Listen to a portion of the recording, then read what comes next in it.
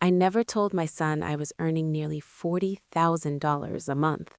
For years, he believed I was just a tired office worker living alone in a small apartment. Then one evening, he invited me to dinner with his wife's wealthy parents visiting from overseas. The way he asked felt strange, almost apologetic, so I decided to test something. I wore my oldest clothes, took my cheapest bag, and walked into the most expensive restaurant in the city pretending to be broke. Within minutes, they began treating me like I didn't belong, like I was a burden, like I was someone they could quietly remove from my own son's life. But what happened later that night left them humiliated, my son speechless, and their entire world shaken. Because they thought they were meeting a poor, simple mother, they had no idea who I really was or how much power I actually had. I had spent most of my life making sure my son never worried about money, but I also made sure he never knew how much I actually had. Daniel grew up believing I was just another tired office worker, someone who left early, came home late, cooked simple meals, and lived quietly in a small apartment in the north side of Chicago. He never questioned it, and I never corrected him, because I wanted him to build his life without thinking there was a financial safety net waiting behind him. Over the years, I stayed consistent. Same old leather handbag, same modest apartment, same simple clothes.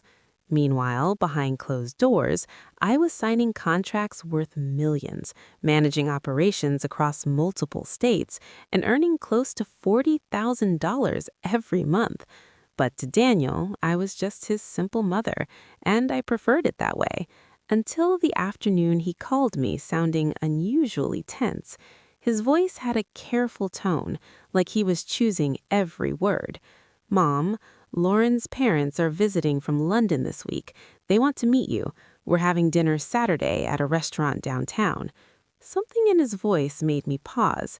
It didn't sound like a warm invitation. It sounded like someone hoping things would go smoothly.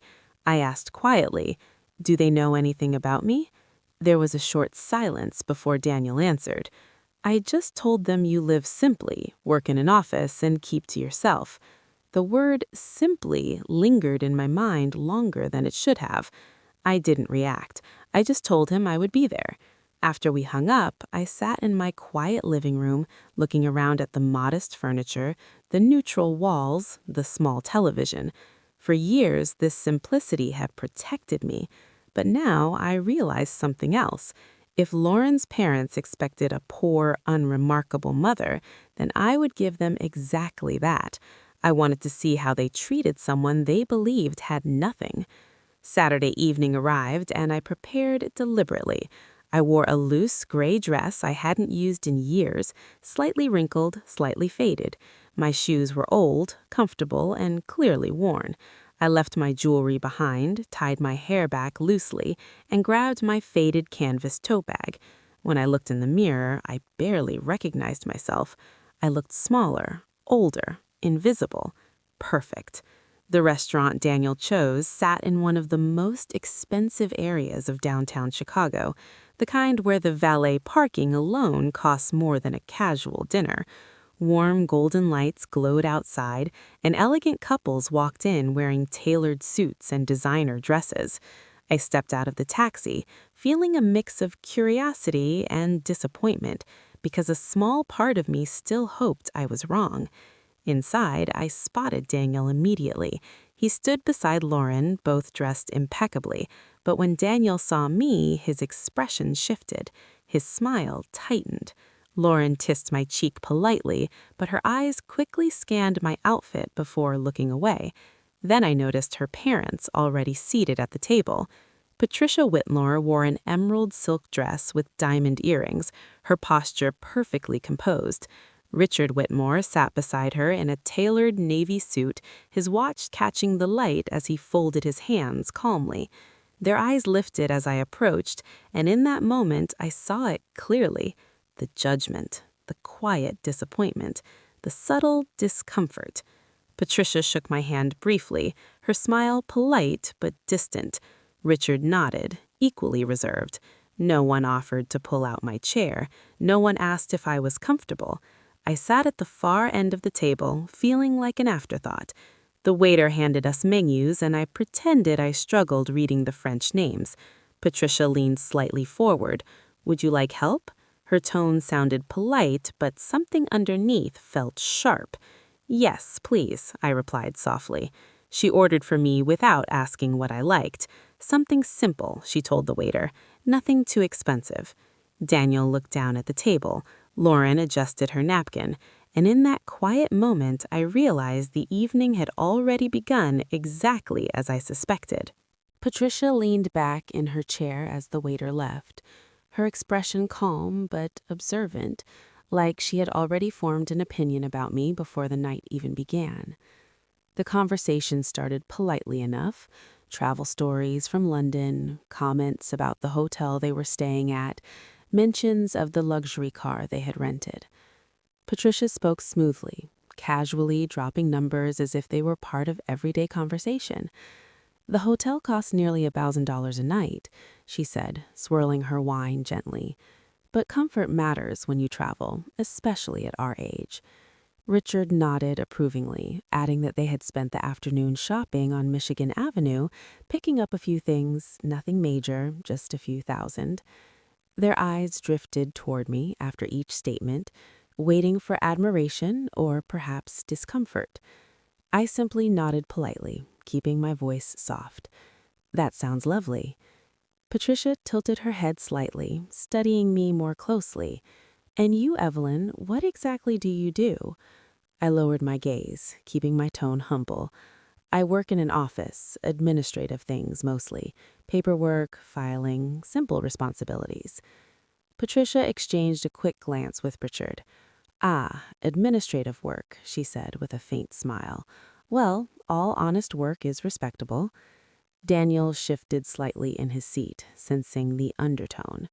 The food arrived, artistic plates with small portions arranged delicately. Patricia cut into her steak with precision.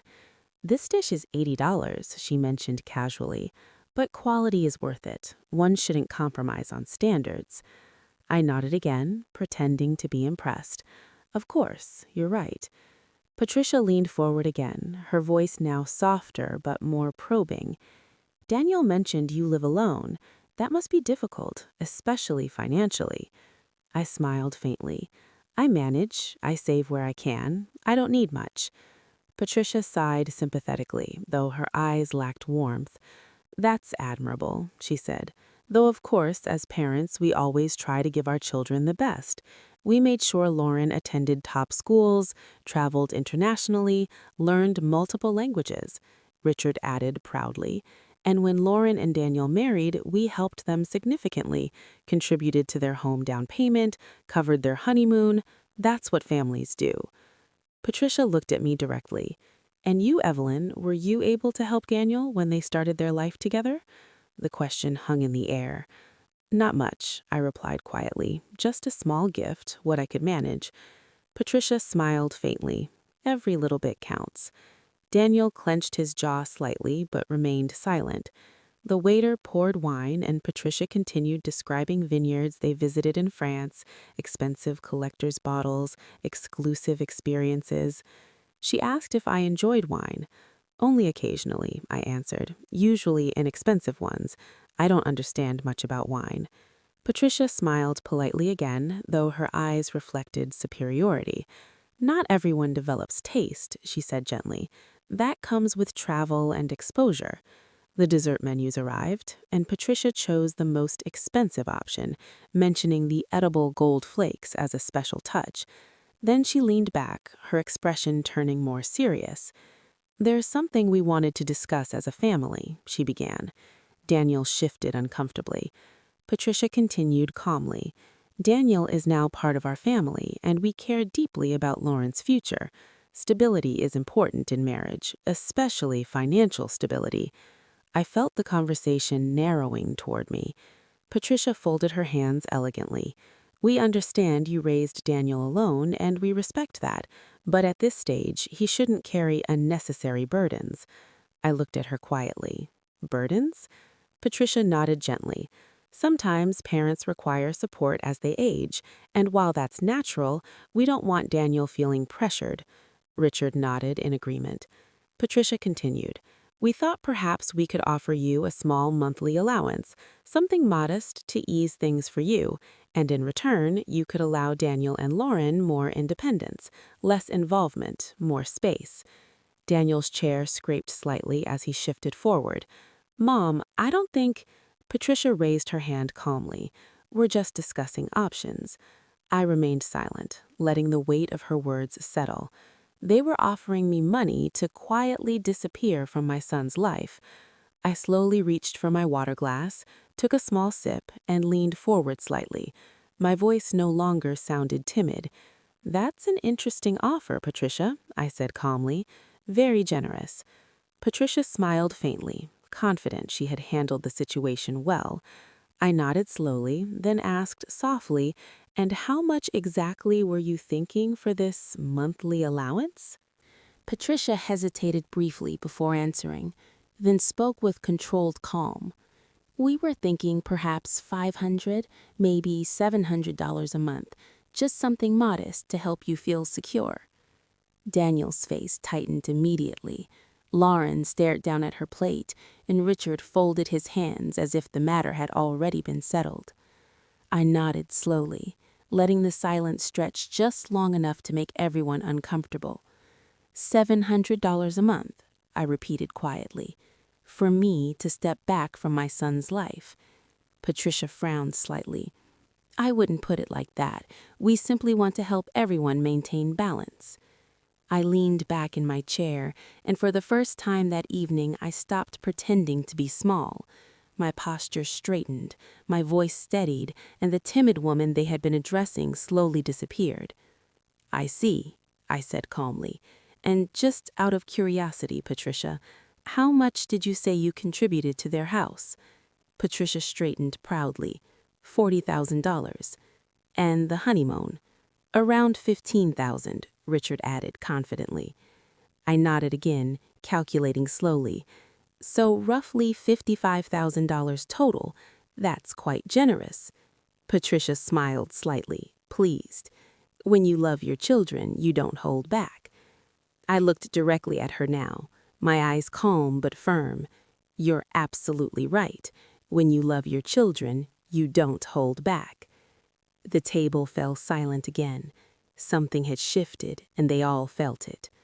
I leaned forward slightly. "I raised Daniel alone, worked 2 jobs for years, studied at night, climbed from entry-level assistant to senior operations director, managed teams across multiple states, negotiated contracts worth millions, and for nearly 2 decades now, I've earned close to $40,000 every month." The silence became absolute.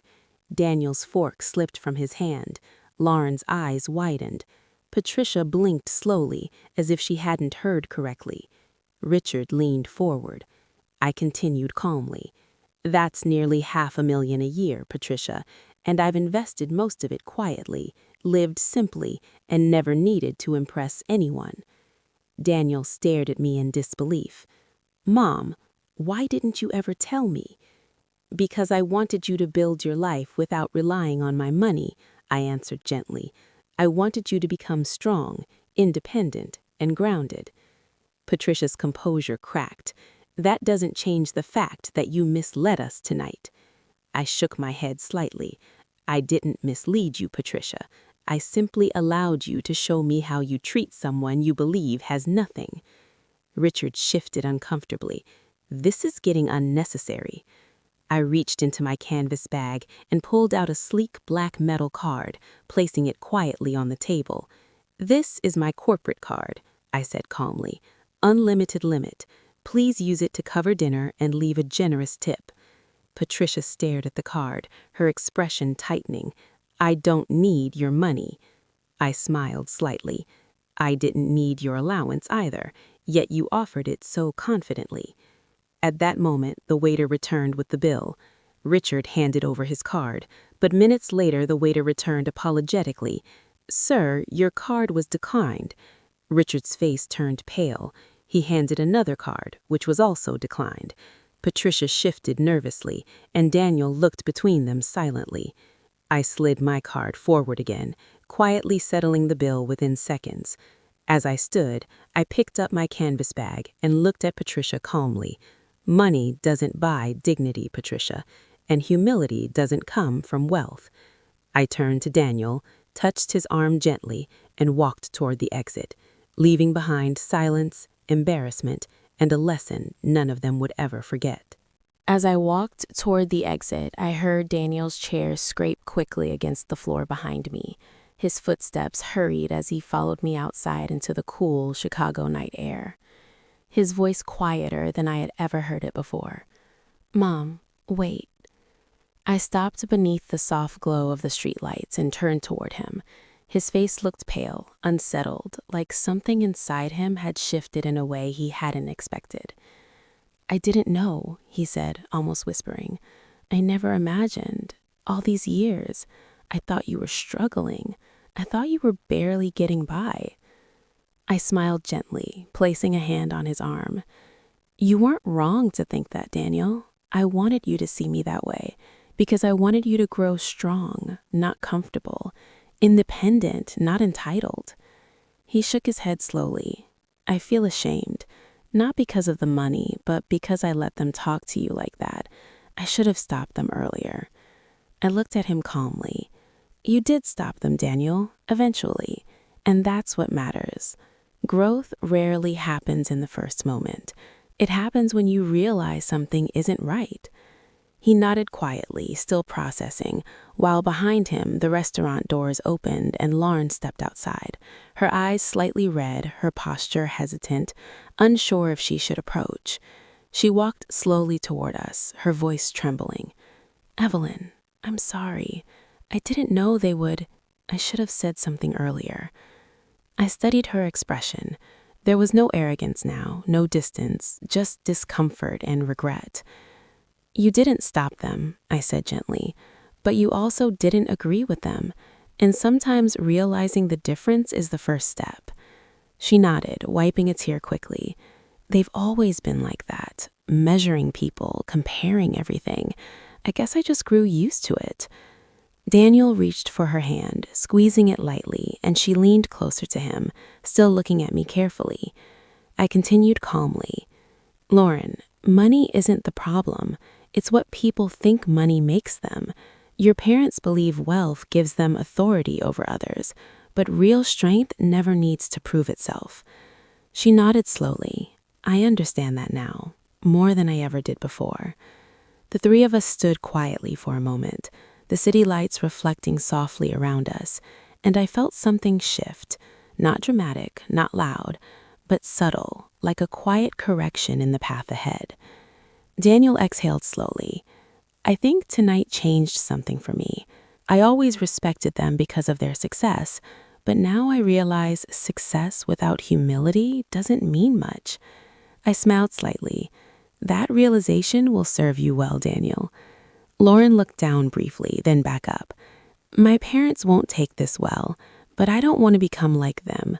I don't want to measure people that way." I nodded. "That choice is yours, Lauren, and sometimes choosing differently is the hardest thing to do." She gave a small, grateful nod.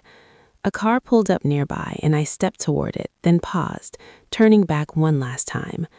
"Daniel," I said softly, "I'm proud of you, not for how much you earn or what you've built, but for who you're becoming." His eyes softened, and he stepped forward, hugging me quietly, something he hadn't done in years. I returned the embrace, feeling the tension of the evening slowly dissolve into something calmer, something more grounded. Lauren stood beside us, quieter now, thoughtful, no longer distant. I stepped into the car and rolled down the window as it began to move, watching them standing together under the streetlights, their silhouettes closer than before, more united than when the night began. As the car pulled away, I leaned back against the seat, feeling neither victorious nor angry, just calm, because sometimes the strongest outcome isn't humiliation, it's clarity. And that night, clarity had changed everything.